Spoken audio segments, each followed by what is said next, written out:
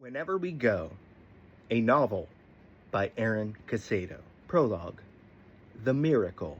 Somewhere in New Jersey or Boston, or maybe Chicago, possibly even Detroit, whatever.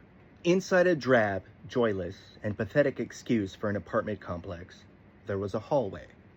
There was a hallway on each floor, of course, but it's one hallway in particular that is worthy of note on a very specific floor. Which specific floor doesn't actually matter. The complex had only 5, maybe 6 floors in total, but it wasn't the first floor, that much is clear.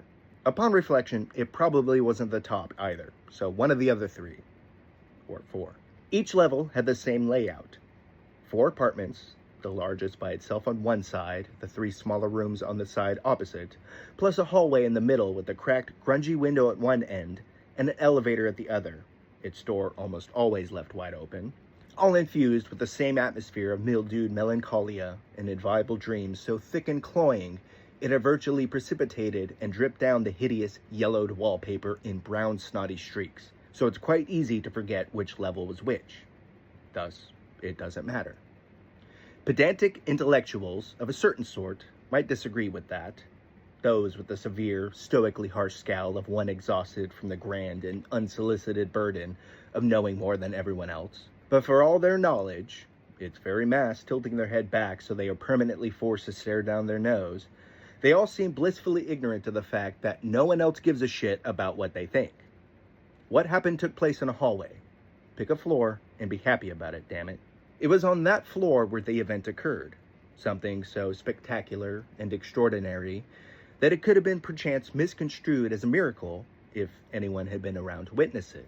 Several rats were scurrying about across the stained, musty carpet of the hallway, darting to and fro from their many rat holes in the corners of the hall.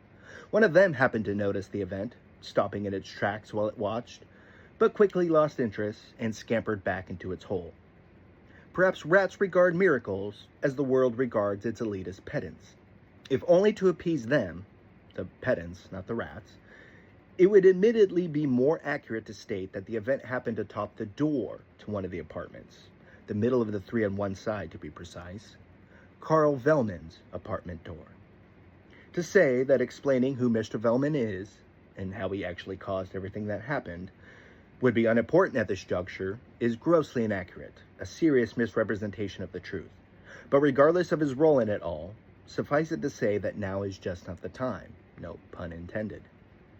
He will reveal everything when need be, but for the moment, it is the event at this vaguely precise location that should be discussed first.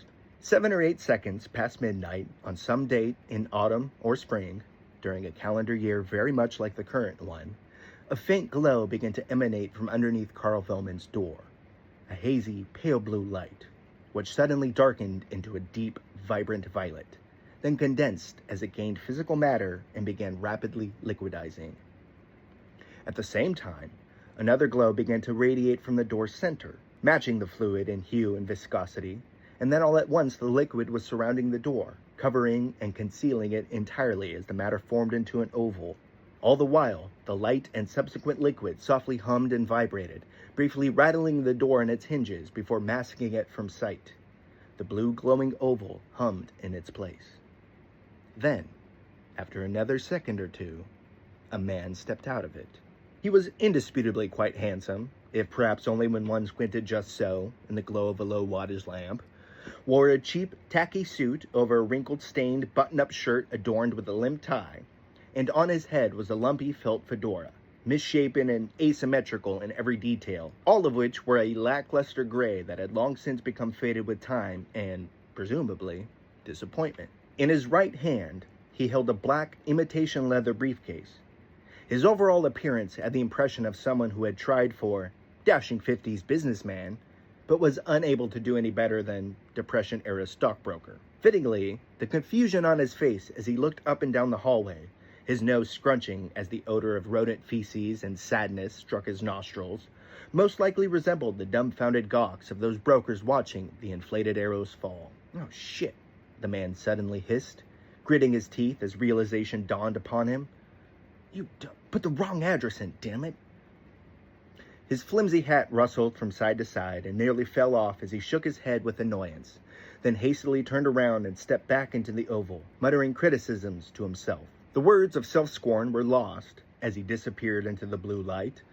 The oval shuddered and glowed brighter for another second, then instantly vanished, leaving behind only a loud pop when it blinked away as proof that it was ever there. The entire incident lasted perhaps 30 seconds in total, if that.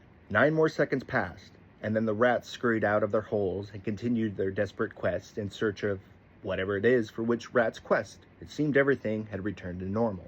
It's quite possible, and one should think it most likely, that other events led to this particular one, the miracle of an ostensible heavenly gateway suddenly materializing in the hallway, complete with the befuddled angel stepping foot onto this plane.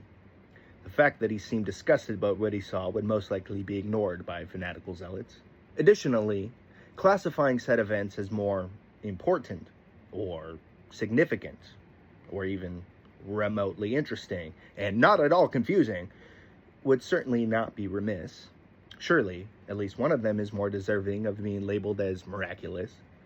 But like Carl Vellman, although the other events do bear their own merit, and are equally worthy of divulging, dissecting, and understanding, it must be stated again, with the utmost emphasis, that now simply isn't the time. In fact, it's ultimately that exact detail which provides the very reason for this inconvenience. Now isn't the time. Not anymore. And it won't be again for quite a while. But this is the closest one can get to it at the moment, which means it's the only rational place to begin.